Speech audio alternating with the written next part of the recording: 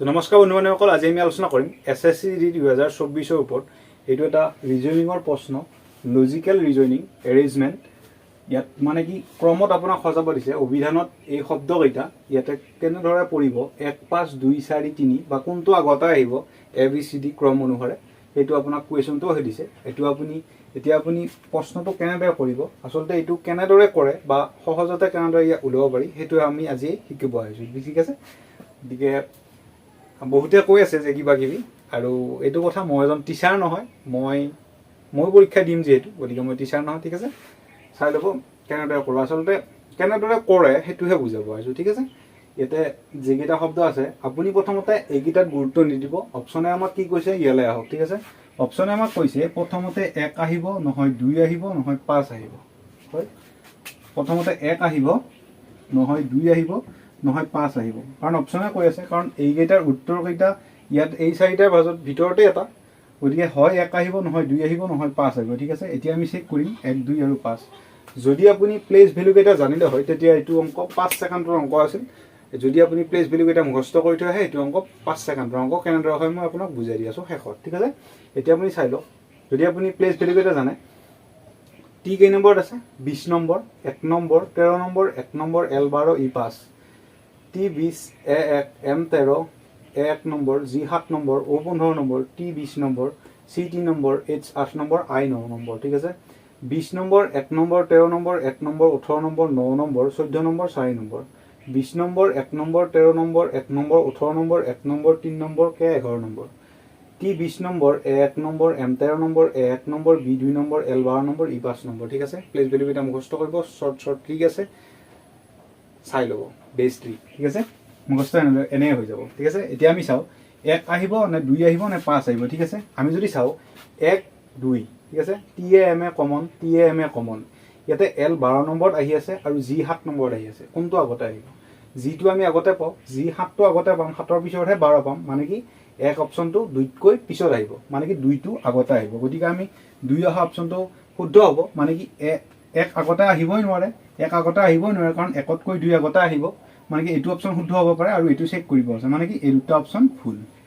ঠিক আছে, এ আৰু চি ভুল হৈ গ'ল, কাৰণ 2টো আগতে আহিব 1তকৈ। ঠিক আছে, এইটোতো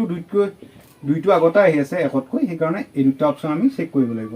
এইটোতো যদি 1টো আগতে থাকিলে তেতিয়াহ'লে এইটো অপশ্যনে শুদ্ধ হৈ গ'ল। ঠিক আছে, এতিয়া আমি চেক কৰিব লাগিব, হয়তো 5টো আগত আহিবও পাৰে। ঠিক আছে, এতিয়া তুমি চাওক আমাৰ কোনটো 1টো হৈ গ'ল, মানে কি 1টো হ'ব নোৱাৰে, এইটো ৰিজল্ট নাই। গতিকে 2 আৰু 5 এই দুটাৰ ভিতৰত যিটো আগতে আহিব সেইটো শুদ্ধ। আৰু দুটাই অপশ্যন আছে, আমি এটা চেক কৰিলে হ'ল। ঠিক আছে, এতিয়া তুমি চাওক, চাই লোৱা TAMA G আৰু 5 নম্বৰ TAMA B, B আছে 2 নম্বৰ, G আছে 7 নম্বৰ। 2 নম্বৰটো আগতে আহিব নে 7 নম্বৰটো আগতে আহিব? অভিয়াছলি 2 নম্বৰটো আগতে আহিব, মানে কি TAMA ৰ পিছত B আছে, B আখৰটো আমি আগতে লিখিম Gতকৈ, যিটো 7 আমি পিছত পাম। গতিকে বিটো আমি আগতে লিখিব লাগিলে 5টো আগতে আহিব, মানে কি 2তকৈ 5টো আগতে আহিব, মানে কি এইটো অপশ্যন শুদ্ধ হৈ যাব। ঠিক আছে, এতিয়া যদি আপুনি প্লেচ ভেলুকেইটা মনত ৰাখিলে হয়, এক্সাম হলত এনেদৰে বহি থাকিলে হয়, TAMA গোটেইকেইটা কমন, আপুনি চালে হয় L12, G7, R18, আৰু B আছে তোমাৰ 2 নম্বৰত। গতিকে B থকাটো আগতে আহিব, মানে 5 থকাটো আগতে আহিব। 5ৰ অপশ্যন আপুনি অপশ্যন চালে হয়, তেতিয়া 5 কেইটা অপশ্যনত আহি আছে, যদি তোমাৰ গোটেইকেইটা অপশ্যন 5এ থাকিলে হয় তেতিয়াহ'লে আমি নেক্সটটো চেক কৰিলোঁ হয়। ইয়াতে 5 আগতে অহা অপশ্যন এটাই আছে, গতিকে ডি অপশ্যনটোৱে শুদ্ধ হৈ যাব বুলি আপোনাৰ প্ৰশ্নটো কৰোঁতে 5 ছেকেণ্ডেই সময় লাগিলে হয়। ঠিক আছে, গতিকে এই অংকটো কৰোঁতে আপোনাৰ এই মানে কি এই ৰিজনিংটো কৰোঁতে আপোনাৰ 5 ছেকেণ্ড সময় লাগে, যদি আপুনি ট্ৰিকটো নাজানে কিন্তু 5 মিনিটমান সময় খাই দিয়ে। ঠিক আছে, গোটেইকেইটা চেক কৰি আহোঁতে কিন্তু আপুনি এইটো হয়তো চেক কৰিলে হয়, এইটো চেক কৰিলে হয়, লাষ্টতহে ডি অপশ্যনটো আছে, হয়নে? গতিকে আপুনি ট্ৰিক ফ'ল' নকৰিলে এই প্ৰশ্নটো কৰোঁতে বহুত টাইম লছ হ'ল। ঠিক আছে, আচলতে এইটো প্ৰশ্ন কেনেদৰে কৰে মই সেইটোহে আজি বুজাব আহিছিলোঁ। ঠিক আছে, ইয়াৰ পিছত আমি আৰু এটা কৰি আছোঁ, তেতিয়াহ'লে আপোনাৰ ডাউটটো আৰু বেছি ক্লিয়াৰ হৈ যাব। ঠিক আছে, নেক্সট কুৱেশ্যনটো প্ৰশ্নটো আমি বাদ দিব দিছোঁ, অপশ্যনলৈ আহা। এতিয়া অপশ্যনে কৈছে আমাক হয় প্ৰথমতে 5 আহিব, নহয় 1 আহিব, কাৰণ এইকেইটা অপশ্যনৰ ভিতৰতে এটা শুদ্ধ উত্তৰ আছে। গতিকে প্ৰথমতে আমি 5টো চেক কৰি চাওঁ, তাৰপিছত আমি 1টো চেক কৰিম, এই দুটাৰ যিটো আগতে আহে সেইটো আমি চেক কৰিবলৈ বিচাৰোঁ। ঠিক আছে, প্লেচ ভেলুকেইটা এতিয়া কি হ'ব, পি কেই নম্বৰ 16, 18, 9, 3, 5, 12, 5, 19, 16, 18, 9, 19, 20, 9, 14, 5, 16, 18, 9, 19, 15, 14, 16, 18, 9, 15 আৰু আছে তোমাৰ 18, 9, 20, 25, 16, 18, 5, 10, 21, 4, 9, 3, 5 ঠিক আছে প্লেচ ভেলু কেইটা প্লেচ ভেলু কেইটা তোমাক কেনেদৰে সহায় কৰিব চাবা এতিয়া ঠিক আছে 5 আৰু 1টো আমি চেক কৰিম 5 PRE ইফালে PRI আছে PRI টো আগতে আহিব নে PRE আগতে আহিব ই আছে 5 নম্বৰত I আছে 9 নম্বৰত 5 টো আগতে আহিব অবিয়াসলি 5 টো আগতে আহিব 1 টো পিছত আহিব মানে কি এক অপচনটো আহিব নোৱাৰে মানে ডি অপচনটো ভুল ঠিক আছে ডি অপচনটো আমি কাটিব পাৰো এতিয়া তুমি চাও 5 টো আগতে আহিব এতিয়া ইয়াতে 5 গোটেইটা আগতে আহি আছে ইয়াতে হয় 4 আহিব নহয় 1 আহিব এতিয়া আমি 4 আৰু 1 চাম PRI কমন PRI ইফালে C আহিছে PRI ইফালে O আছে C আছে 3 নম্বৰত O আছে 15 নম্বৰত ই পিছত আহিব মানে ই আগতে আহিব 1 আগতে আহিব মানে 51 মানে কি 4 টো নাহে C অপচন ভুল মানে কি আপুনি অপচন হাতাব চেষ্টা কৰ মানে কি এটো অপচন নহয় লজিক দিছো এটো অপচন নহয় মানে কি এটা অপচন আমাৰ কমি যায় আছে এটা দুটা অপচন আছে আমাৰ ঠিক আছে 514 কমন 2 আৰু 3 আৰু 2 এইটা চেক কৰিলে হ'ল যেটো আগতে আহে হেটো শুদ্ধ 3 আৰু 2 PRI common SS common T আছে 20 নম্বৰত O আছে 15 নম্বৰত কোনটো আগতে আহিব 15 টো আগতে আহিব 3 টো আগতে আহিব 2 কৈ 3 টো আগতে আহিব 2 কৈ এই অপচনটো শুদ্ধ হৈ যাব ঠিক আছে বুজি পালা আকৌ এবাৰ ক'ব লাগিব নেকি আমি প্ৰথমতে এইকেইটা চেক কৰিলো এইকেইটা চেক কৰোঁতে 5 আৰু 1 চেক কৰি আমি পালো যে 5 টো আছে তোমাৰ PRE ই আছে তোমাৰ 5 নম্বৰত PRI I আছে তোমাৰ 9 নম্বৰ ঠিক আছে ই টো আগতে আহিব গতিকে 5 টো আগতে আহিব মানে ডি অপচনটো ভুল ওকে এতিয়া আমি চালো এতে 5 এই তিনটাত কমন এটো ভুলে হৈ গল এই তিনটা কমন এটা থাকিল 1 আৰু 4 গতিকে 4 আৰু 1 টো আমি চেক কৰিব লাগিব 4 আৰু 1 আমি চেক কৰোঁতে কি পালো PRI ইফালে C থাকিল O থাকিল C টো আগতে আহিব 1 টো আগতে আহিব মানে কি C অপচনটো ভুল 1 আৰু A আৰু B এটা শুদ্ধ হ'ব 514 কমন 3 আৰু 2 আৰু 3 মানে 2 আৰু 3 যেটো আগতে আহিব হেটো শুদ্ধ উত্তৰ এতিয়া আমি 3 আৰু 2 চেক কৰিলো 3 আৰু 2 PRI SS PRIS common T 20 নম্বৰত O 15 নম্বৰটো আগতে আহিব মানে 3 টো আগতে আহিব 2 কৈ 3 টো আগতে আহিব 2 কৈ অপচন নম্বৰ A টো শুদ্ধ হৈ যাব ঠিক আছে এতিয়া আমি প্লেস ভ্যালু শিকি আছো চাবা প্লেস ভ্যালুৰ টিকটো মনত ৰাখিবা বেস টিক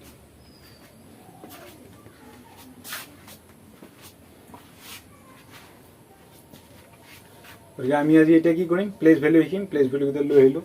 1 number B 2 number C 3 number D 4 number এটাকৰ ভেজাল না এটা সবে পাৰে 1 number B 2 number C 3 number D 4 number আচ্ছা জিটো যদি আপুনি লক্ষ্য কৰে জিত এটা হাত আছে চাওক আপুনি এটো যদি মই জি লিখি দিও ইয়াতে এটা হাত আছে মানে এই যেটো হাত যেটো নিজে কৈ আছে জি বোলে 7 নম্বৰত আছে ঠিক আছে যেটো আপুনি লিখি চাব যেটো এনেদৰে লিখি আনতে এটো হাত ঠিক আছে এটো হাত মানে কি জি নিজে কৈ আছে হি 7 নম্বৰত আছে ঠিক আছে আপুনি উলাট পালাট কৈ পঢ়ি লওক জি 7 নম্বৰত আছে ওকে আপুনি এতিয়া চাব I know এইবিলাক ABCD কথা I know মানে মই জানো I know মানে I 9 নম্বৰত আছে ঠিক আছে I কেই নম্বৰ আছে বলে 9 নম্বৰ আছে I কমপ্লিট হল ওটো আপুনি লক্ষ্য কৰিব ওটো এটা ৰসগোল্লা নিচিনা ঠিক আছে ওটো এটা ৰসগোল্লা নিচিনা এই ৰসগোল্লাটো আপুনি কি কৰিব সেই ৰসগোল্লাটো মানে 15 টকা বুলি ধৰি লব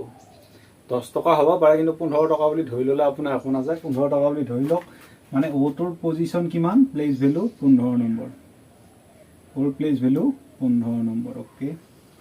যদি এই ওটো মানে এই মিঠাইটো যদি আপুনি প্লেটত যদি আপুনি মিঠাইটো খোৱা তেতিয়া হলে 1 টকা এটা এক্সট্ৰা দিব লাগিব ঠিক আছে এই মিঠাইটোৰ প্লেস ভ্যালু 15 এই মিঠাইটো যদি আপুনি প্লেটত খোৱা তেতিয়া হলে 1 টকা এটা এক্সট্ৰা দিব লাগিব মানে কি 1 টকা আৰু এটা দিব লাগিলে 15 লগত আৰু 1 টকা দিলে 16 টকা হৈ যাব মানে পি প্লেস ভ্যালু হৈছে 16